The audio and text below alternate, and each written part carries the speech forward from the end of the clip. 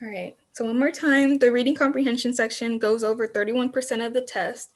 And again, this workshop, we're gonna be able to take things a bit more slowly so that you guys can best work through the questions and use your time as best as possible when you are taking the test. Ooh.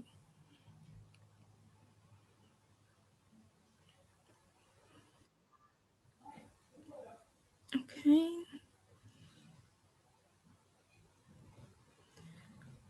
So for this workshop, we're going to be going over these main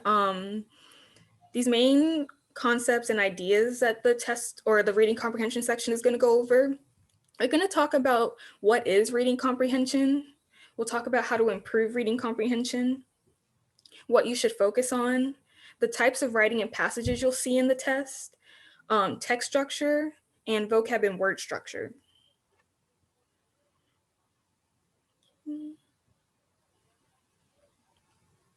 So to begin, what is reading comprehension? Reading comprehension is the process of taking in what you are reading, actively breaking the text down, and blending it in with knowledge you already have. So I think the biggest misconception people have about reading comprehension is they're like, oh, it's just reading. I know how to read.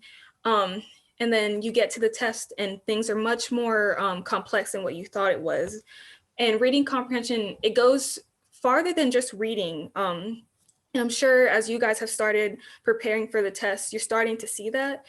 It's the act of like actually taking what you've reading and kind of connecting it to what you already know so that you can have that, what I think about is like anchoring it. Like you'll always have that knowledge of, it goes far past just like reading it and kind of like answering the question, then move past. Once you actually connect everything, you're always going to have that understanding, if that makes sense.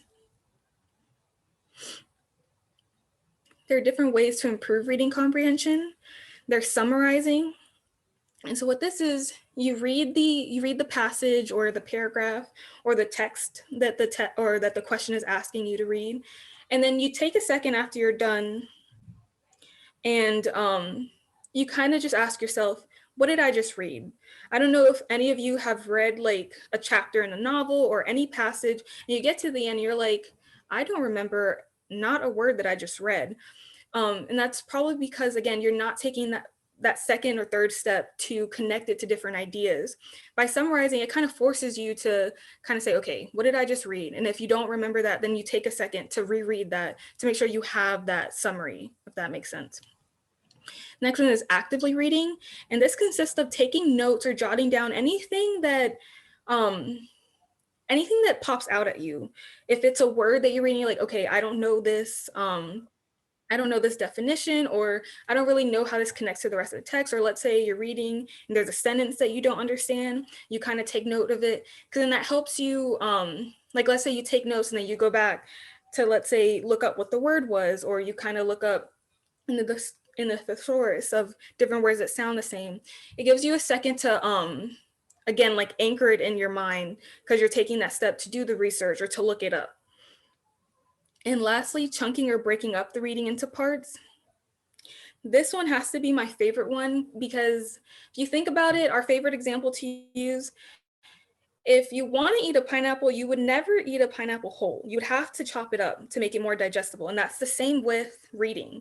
It's hard to read a 3, 4, 5 paragraph passage and then try to answer 3 or 4 questions from it, all like very quickly, because you don't give yourself the time to actually take in the reading. By chunking it, it allows you, let's say, to read one paragraph and you're like, okay, what did this paragraph mean? Or what was this paragraph saying? You're like, okay, I understand that. And then you move to the second one. Rather than reading 4 or 5 paragraphs, you get to the end, you're like, okay, I don't know what I just read, and having to restart that.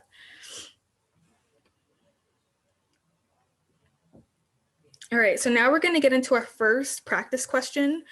All of our practice questions have been taken from TEAS workbooks, as you guys can see in the screenshot. So these are very similar to the kind of questions you're going to see when you are taking the TEAS test. I see a question pop up. For anybody who didn't hear me the first time, I can't see the chat. So if it's anything you want me to stop and go over or say again, and you're comfortable with it, please use your audio or just speak to me. but if not, I'll keep going. Okay, so I'll start by reading the first problem. Read the following passage and answer the question. Science fiction explores a number of themes repeatedly. One popular theme that presents many fascinating possibilities is time travel.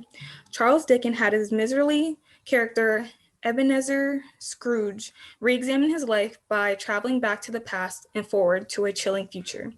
Mark Twain sent his Connecticut Yankee back in time to have adventures at King Arthur's court.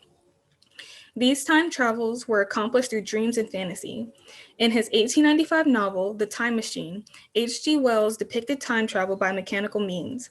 Later authors imagined how time travelers might alter the present by changing the past.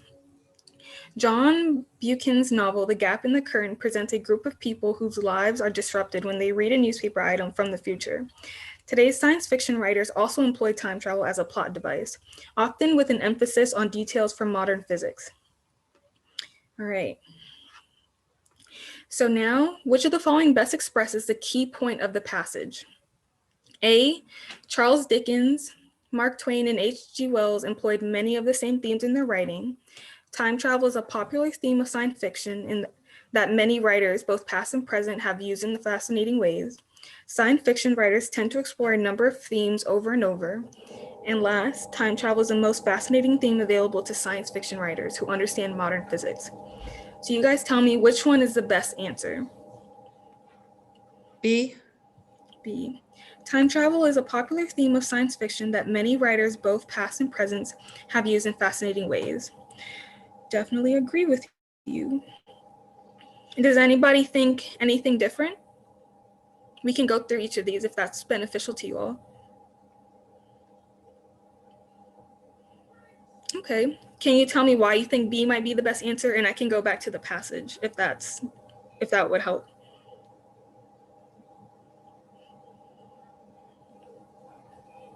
It's just in there. It just talks about time traveler and in the past and the present. It goes back to different authors using the same theme. Yeah, and another way, something you said was it keeps talking about it. Anything that's consistently repeated is probably very important. So that's something that, once you see that can stick out and you already have a sense like, okay, they keep saying this, so this is probably a significant part of the passage, if that makes sense. Everybody okay with this one? Okay. All right, so now we're going to go on to what to focus on when you are reading passages. So you should definitely look at the topic, which is the subject of the passage. You want to look at the main idea, which is the argument the author is making. And lastly, you want to think of the tone of the paper, which is the attitude. How, this might sound silly, but how does the writing sound? What kind of feelings are being are shown through the words and throughout the passages, if that makes sense. Next are the different types of writing and passage styles. So you have narrative, which is typically to tell a story. You have informative and expository. So the reason why these are kind of grouped together is that they typically have the same idea, but the major difference between these two is that expository may allow for opinion while informative focuses on facts.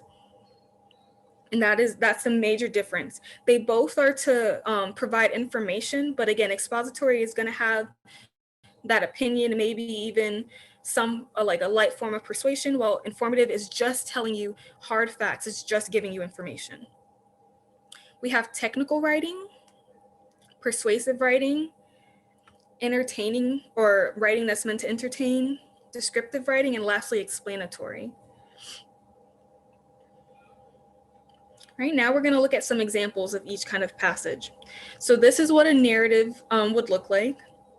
The autumn leaves blew over the moonlit pavement in such a way as to make the girl who was moving there seem fixed to a sliding walk, letting the motion of the wind and the leaves carry her forward. Her head was half bent to watch her shoes stir the circling leaves. Her face was slender and milk white, and in it was a kind of gentle hunger that touched over everything with tireless curiosity. It was a look almost of pale surprise. The dark eyes were so fixed to the world that no move escaped them. So are there any key things that stick out to you guys that would definitely tell you, okay, yeah, this is a narrative passage.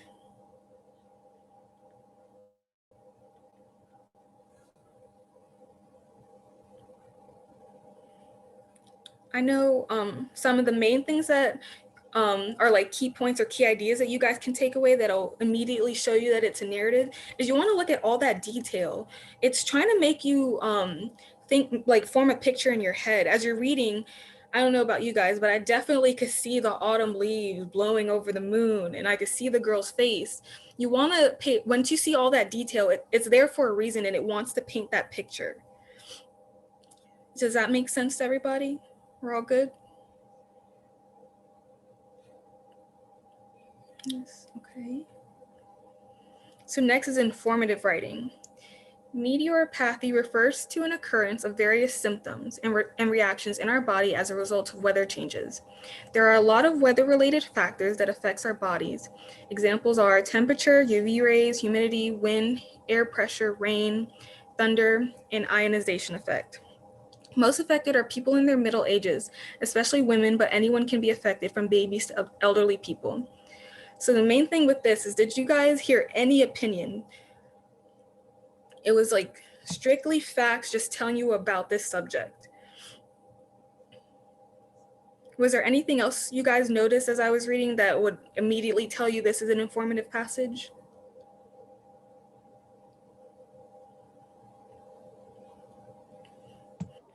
The use of examples. Yeah, it's giving you even the information to connect it and to relate. So yes, that's perfect. Oh, John's here.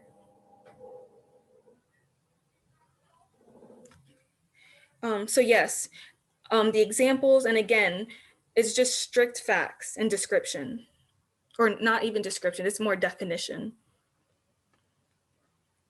All right, so now we're looking at an example of technical writing.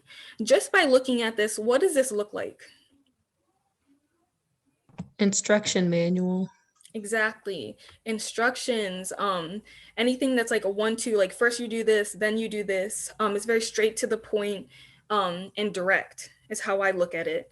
And this would be a perfect example. Of course, not all of your passages will look like this, but you get the gist where it's, again, first you do this. It's very procedural is what I was looking for. Now we're moving into persuasive passages. We must also guard against any attempt to make human embryo editing mandatory. It is not, after all, such a great a leap from you can have a genetically improved baby to you must have a genetically improved baby.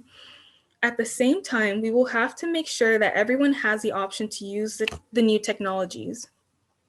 There would be serious equity concerns if genetic screening and therapies were only available to the well-off and inherited diseases became the exclusive preserve of the poor.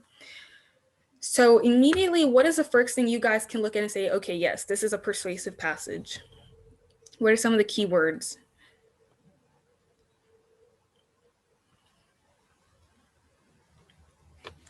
So one of the first things you guys can look at is the subject objective or subjective, if that makes sense? This person picked the topic and they chose a stance. So immediately right there, that is providing opinion, it's providing bias because they have to choose a stance. And here, can anybody tell me what their stance is? Making human embryo editing mandatory. Yes. Or it says we must also guard against it. So they're saying that it should not be mandatory. But you clearly understood that it's either or. And some other ways you can tell, if you look at the keywords, like we will have to make sure that everyone has the option to use the new technologies. They're providing, like, again, I'm trying not to use the same word of opinion, but they're telling you what they think should happen, essentially. So you want to look at this, but again, when you first read these, you want to think about, okay, is there two choices to this argument, and have they made a choice? Because right there, that'll tell you, okay, yes, they're trying to persuade me to agree with them. Was there anything else you guys noticed about this passage or any questions? Okay. Okay, so now we're going into text structure. So first, you're going to see some passages that focus on cause and effect. And some signal words, like as you were reading, you might see in these passages because, if, then, due to. Like an example could be, if we don't get enough sun, then mood might vary between people or might decrease, or people may become more depressed. So right there is telling you if something happens, then this is the result, if that makes sense. Next is descriptive. So signal words would be such as, for example, again, those second and third steps to connect the idea. Another example for descriptive are any like very specific details, like how we read in the narrative. There are problem solution structures, and some signal words would be resolve, issue, dilemma. Because obviously, if there's a problem, they might be proposing a resolution, or they might be proposing an issue or anything like that. And lastly, we have compare and contrast. And some signal words are similarly, however, in contrast.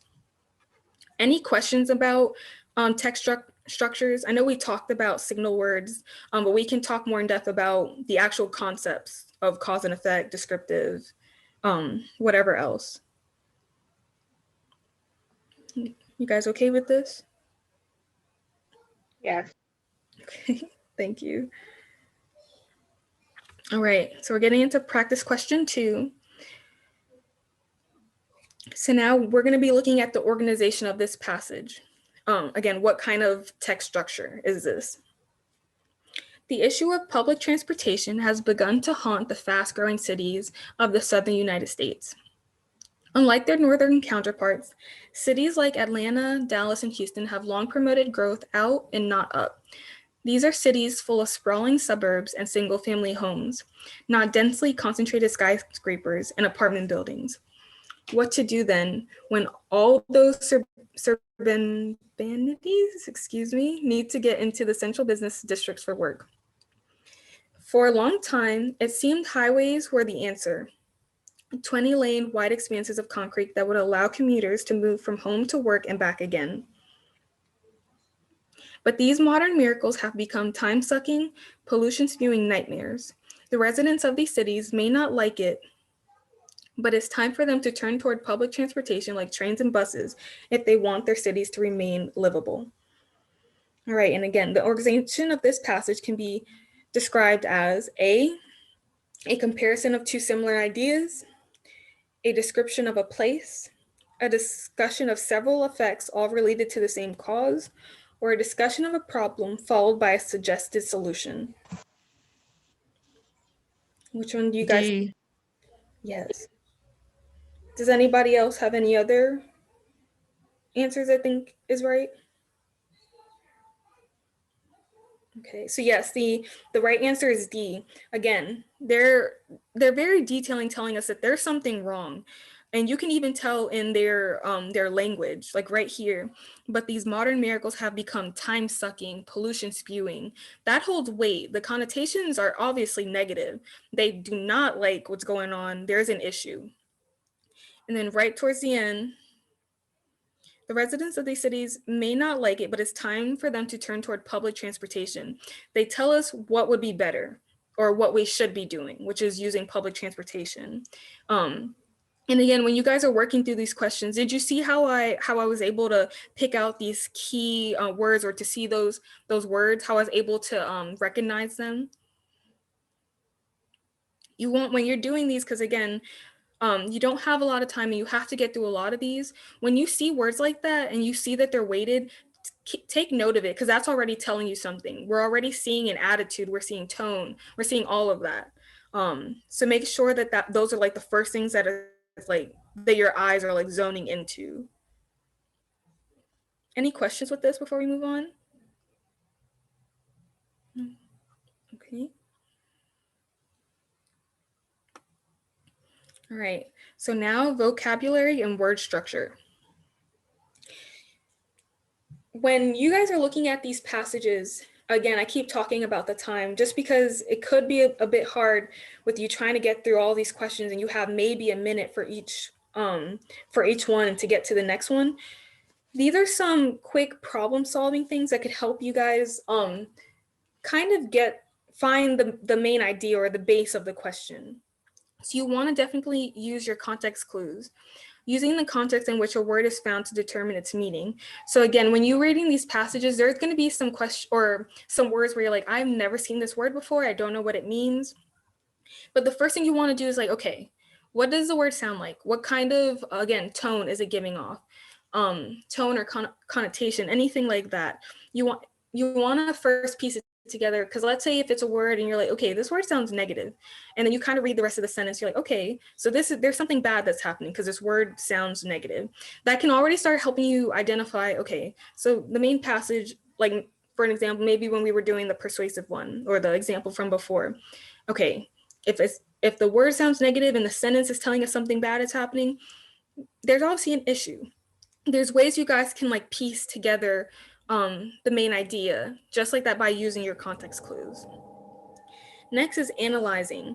I've been saying connotation a lot, so a feeling, idea, or implied meaning. When you're reading these, take a second to say, okay, so what does this really mean? What are they trying to say? Because again, this can help you piece together that main idea. Next are the prefix, root, and suffix. So again, when you have those big words that you're like, I have never seen this before, I've never seen it ever, you can kind of break down the word by using these three concepts. So the prefix is at the beginning of the word. And so just like the word says, prefix, if it's something like right here in our example, micro, this is already telling you that's small. It's already giving you an idea, okay, so we're dealing with something small. Once you move to the root, which is in the middle and it's holding the most meaning, we can already know, okay, science, or in this case, life. And then when you get to the suffix, which is at the end of the word, you look at ology and you know, okay, this is studying. You kind of piece together the meaning just like that, while just using your problem solving skills. Is everybody okay with everything on this slide? Yes. Okay, thank you. All right, so now we're going to get into some more practice questions. The bellicose dog will be silent to training school next week. All right, so let's say you've never seen this word before. Which one sounds the best? A, misbehaved, B, friendly, C, scared, and D, aggressive. A. A is misbehaved. Do we have any other ideas?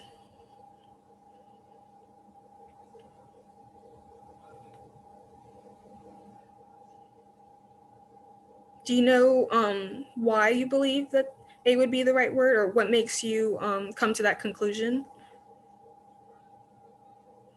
I feel like a friendly dog will not be sent to a training school. I feel like it would be the best word that fits that sentence.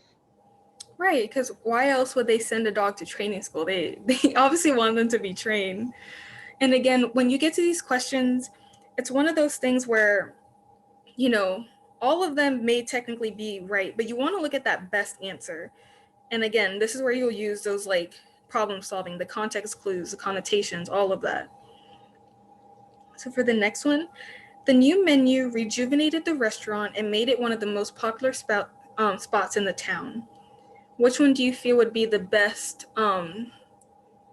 answer for this? Which one is the most closely related word? A, establish, B, invigorated, C, improved, and D, motivated. Improved. Okay. Any other answers?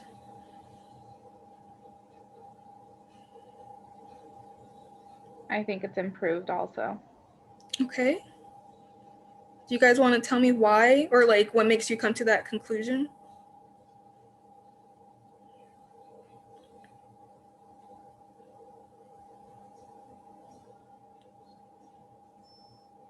I feel like It's okay.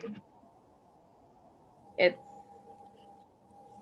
I don't know. It's like the best fitting word to that sentence. Yeah. So I think in this case, so improve would be a good choice, but I think with this question it would be invigorated. So when you think about rejuvenated, it's like it brings you life. You wake up and you see things differently, like this, at least what my brain points to. So here, invigorated, it kind of means the same thing, where you have a sense of life, or there's color that's brought into it. And that's just because they share the same ideas, if that makes sense. Do you guys understand that? Yeah, I understand it. Going back to number one, then the bellicose dog, isn't that kind of belligerent, and would D, aggressive, be I mean, looking at the same concept. I think with that one is so when you say like it would just be repetitive, kind of saying the same thing with misbehaved. Is that what you were saying? No, I was saying aggressive. I was thinking aggressive. An aggressive dog could be sent to training school, and bellicose is kind of like belligerent.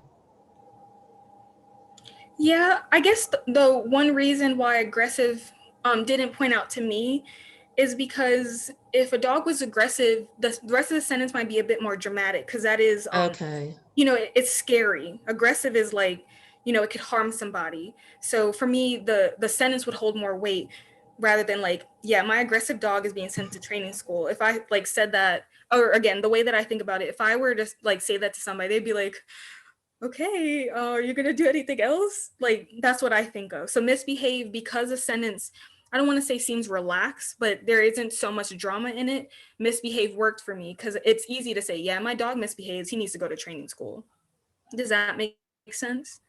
Yeah, that does make sense. And then it does move into the number two, where invigorated, rejuvenated is a more, mm, I don't know what I'm trying to say, but yeah, I understand. Okay, I understand both now.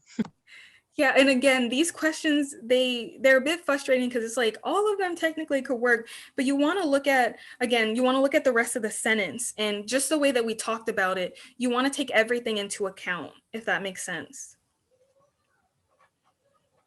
Are you guys okay with this? Is there any other thoughts or anything that you guys thought about this before I move on? Okay. All right. So we have a couple more. We're going to take these a bit more slower. Okay. So another passage, read the following passage, then answer the question. It has become fashionable in certain circles to deny that William Shakespeare wrote Shakespeare's plays. Some insist, with a shaky grasp of the historical record, that the bard never attended school and could barely even write his own name. They believe his only connection to the plays was to serve as a front for the real genius, a shy type who apparently preferred to stay in the shadows. So who was the genuine writer? Some say it was Sir Francis Bacon, others put the finger on Earl of Oxford. A few of the unhinged go with Queen Elizabeth herself.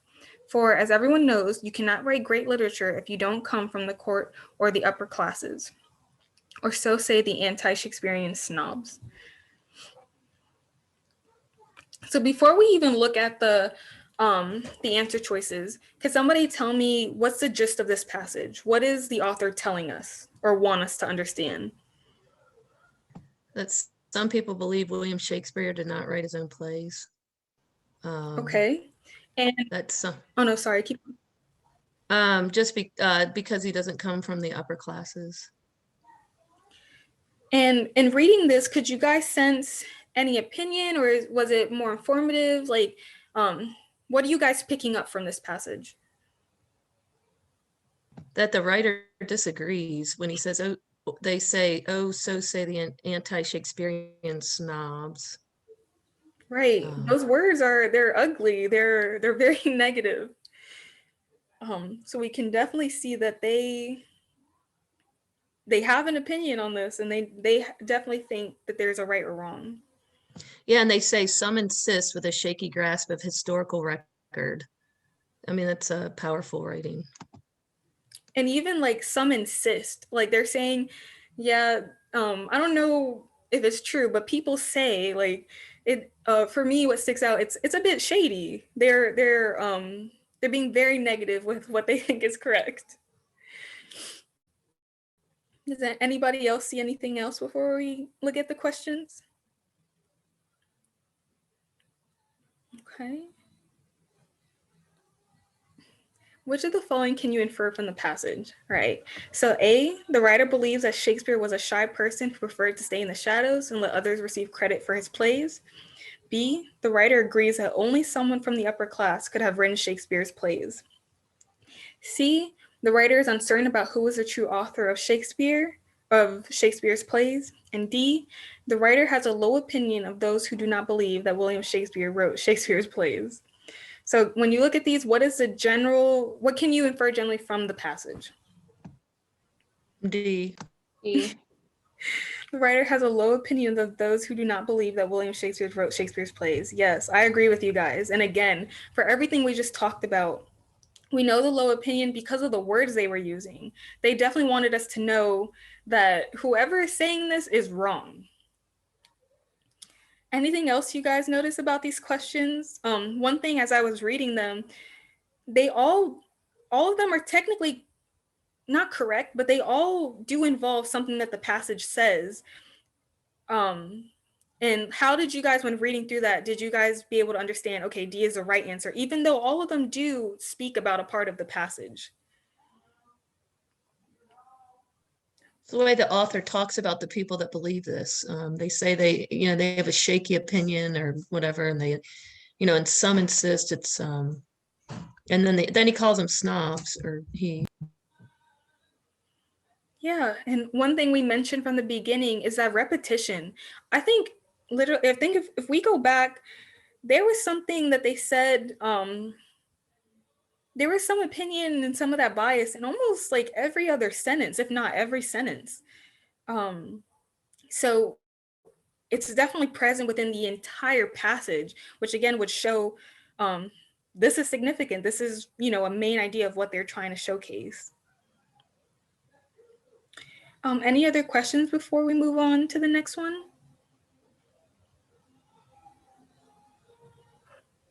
Okay. All right, practice question 5. Many kinds of sharks are on endangered lists today. This is chiefly due to human activities. Fishing interests hunt sharks for their monetary value and cultural importance. Shark fins are coveted as an ingredient in traditional Chinese medicine. Shark fin soup is valued as a delicacy throughout Asia.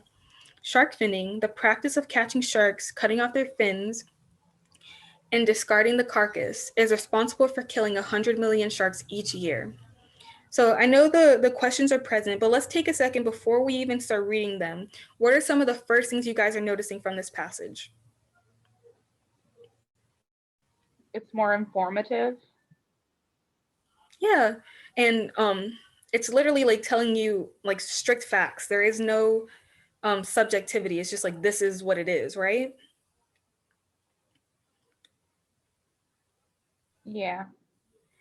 I'm seeing. Are there any key words or anything that exemplifies or shows you that they're just listing facts, or that it is informative?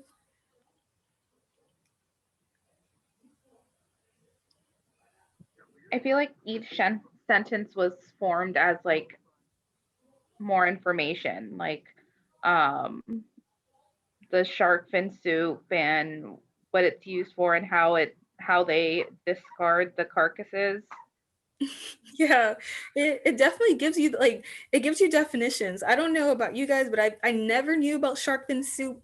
It's definitely bringing up facts, and it's defining them, if that makes sense.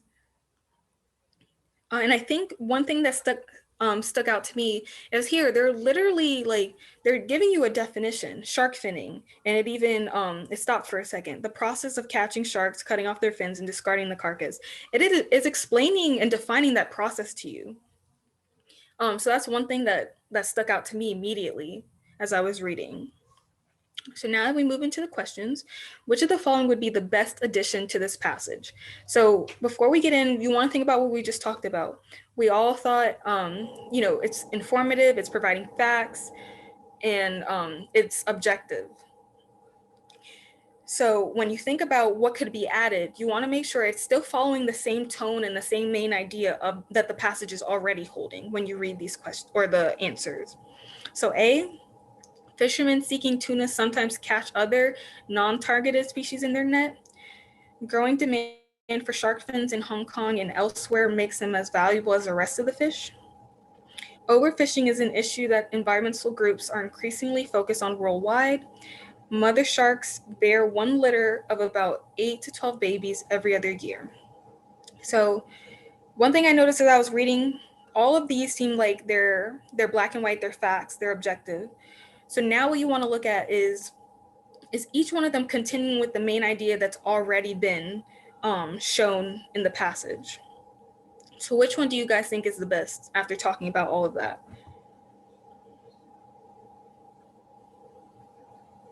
B. Okay. I say C. C, overfishing is an issue that environmental groups are increasingly focused on overwhelm. So for the person that said B, could you tell me why you believe that?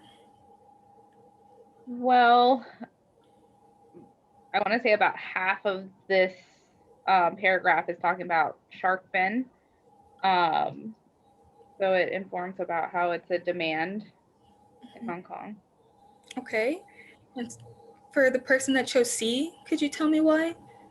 Just the last sentence is responsible for killing 100 million sharks each year. I think the next addition would be overfishing is an issue so it kind of talks about what's happening, why they're being overfished, and then the fact that that it is an issue. Okay. So what I'm going to do is, because I know what I think. Okay. So yes, so the correct answer is B. And I initially agreed with that because while you're correct, they do end with saying, the amount of sharks that are killed each year. That's only one sentence out of the whole passage. And so you want to think about how can I continue the main idea? And the reason why B is the right answer is from the beginning, like that first sentence, it's like sharks, and just an interest in sharks. So you want to definitely keep that idea going. And then here with the growing demand, you can also look at it since they're telling you how many sharks are being killed each year and they bring up the growing demand, it can kind of tell you an idea, okay, of things you can think about of like, okay, so how do they get the sharks? How do they organize it or section sharks off, if that makes sense?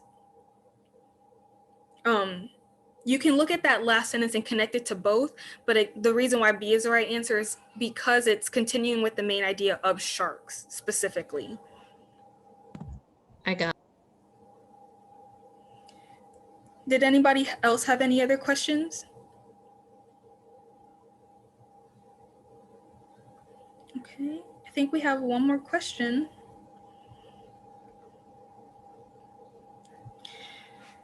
Problem, read the passage, then answer the question. Vanessa began to ride her bike every day. Prior to adopting this routine, she rarely got any exercise. Afterward, Vanessa noticed she had more energy and stamina. The next thing she wants to do is join a gym and learn yoga. Which of the following occurred first in this sentence? So now here, this one is, I don't want to say easy because it's not easy at all, but this is definitely testing on how close you're paying attention to the passage. It wants to see, okay, how closely are you following everything? So from the answers given, which one is the best? A, Vanessa noticed she had more energy and stamina. B, Vanessa began to ride her bike every day. C, Vanessa decided she wanted to join a gym and learn yoga. Or D, Vanessa rarely got any exercise. B. Vanessa began to ride. Yeah, I'm pretty sure. Just to make sure that's not a tricky one. Oh, okay, this is what I was thinking. So B, this is what's telling you Vanessa began to ride her bike every day. But if you look at this keyword began, that's telling you that she wasn't doing it before. Does that make sense? And here, I also looked at prior to adopting this routine, she rarely got any exercise. So right here, this is telling you before she started riding her bike every day, she rarely got any exercise. And this is all in just like the placement of the wording. Does this make sense? Yeah, so then it's D. Yes, it's D. Just because, again, if you get to that next one, it's telling you before she even started doing this, she rarely got exercise. So when she noticed she rarely got exercise, she started to ride her bike every day. And then she noticed after riding her bike every day, she had more energy and stamina. And then next, she decided to join a gym and learn yoga. I think a lot of the times as you're reading it, it was easy to, the first sentence, the first sentence is the right answer. But again, as you look at that next one, it's telling you before she even did that, this is what she was doing. Everybody okay with that one? Okay. Well, that was our last practice question. I want to take this time to show you guys. I know one person told me they had not come to our TEAS workshop. I'd like to take this time just to show you guys the lip guides we have and where you can find more practice questions and how you can just get help from us, from the ARC, if that makes sense. Before I do that though, was there anything that you guys wanted to look over again? Another practice problem you wanted to look at, or anything you guys wanted to talk about concerning reading comprehension?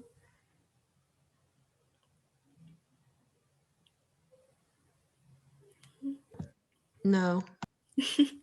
Okay, I mean, did this help you guys out? Do you feel a little bit better? Yeah. Well, I'm glad. Okay, so I'm going to stop screen recording for a second.